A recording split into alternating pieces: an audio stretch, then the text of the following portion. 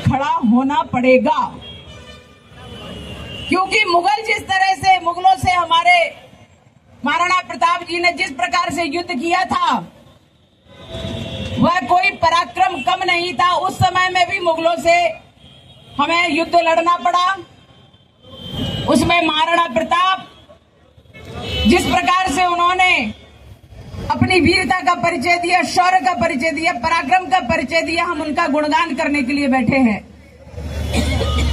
लेकिन परिस्थिति आज भी वही है कि हमें हमारे देश को काटने के लिए मुगल आज भी सक्रिय हैं।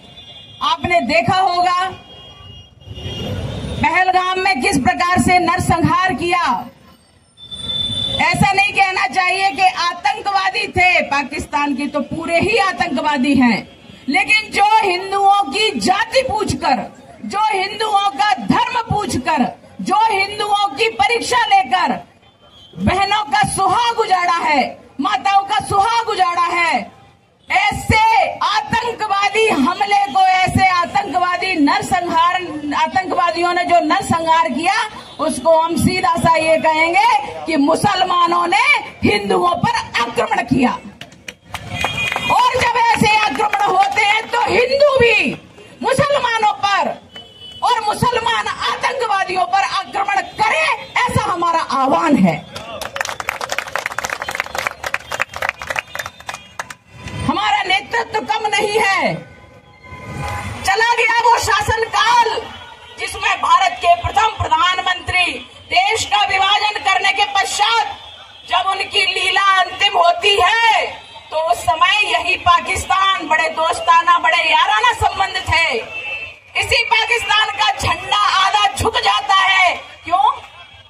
क्योंकि पाकिस्तान हमारा दुश्मन नहीं माना उन्होंने। पाकिस्तान के साथ हमारे बड़े बांट कर देश को देश को कंगाल करके लाखों करोड़ों हिंदुओं की हत्या करवाकर और उनके पक्ष में हमारे प्रथम प्रधानमंत्री बड़े अच्छे संबंध रखते थे और इसलिए आधा झंडा पाकिस्तान का झुकता था। प्रधानमंत्री हमारे भारत के थे, झंडा पाकिस्तान का झुकता था। ये हो गए समझौते बंद, क्योंकि यह बहुशासन नहीं है। ये बहुशासन खत्म हो गया जो समझौते पाकिस्तान से करते थे।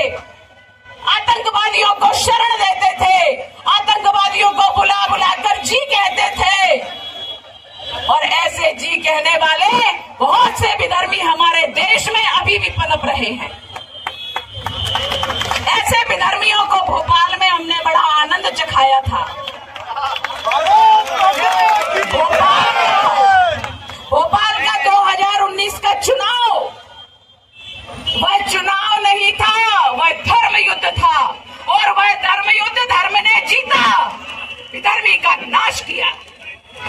और जब कोई राजनीतिक व्यक्ति होता है जिसकी सिर्फ और सिर्फ राजनीतिक पहचान होती है, उसकी राजनीतिक हत्या कर दो, वह खत्म हो जाएगा। आज कोई 2 टके में नहीं पूछ रहा है।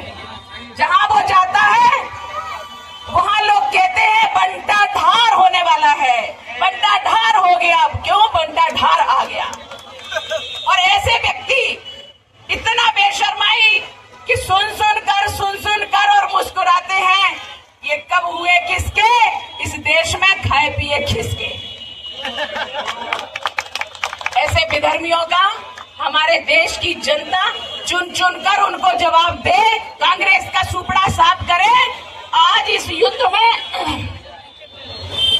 ये तय हो चुका है कि भारत में हिंदू की जात पूछी जाएगी तो संपूर्ण भारत कहेगा हाँ यह हिंदू राष्ट्र है, हाँ यह सनातनी राष्ट्र है। तुम मारो कितनों को मारोगे, हम तो आत्मोत्सर्ग करने को तैयार हैं, लेकिन तुम्हें हम जड़ से समाप्त करेंगे, तुम्हें हम जड़ से समाप्त करेंगे, तुम्हारा यहाँ नामो निशान नहीं रहेगा। ऐसे हमारे संकल्पवान प्रधानमंत्री नरेंद्र मोदी जी ने जिस प्रकार से अपना हौसला दिखाया, जिस प्रकार से पराक्रम दिखाया, और वह पराक्रम हमारे लिए अनिवार्य था। आज सत्ता पे वो व्यक्ति बैठा है जिससे हम अपेक्षा कर सकते हैं, जिससे आशा कर सकते हैं कि वह कभी आतंकवादियों को जी नहीं बोलेगा, वह कभी भी आतंकवादी आतंकवादी हमला संसद पर करने वालों का सम्मान नहीं करेगा, उनके ऊपर आंसू नहीं बहाएगा। अगर वो करेगा तो पाकिस्तान के अंदर घुसकर जाकर के उन्हें मारेगा।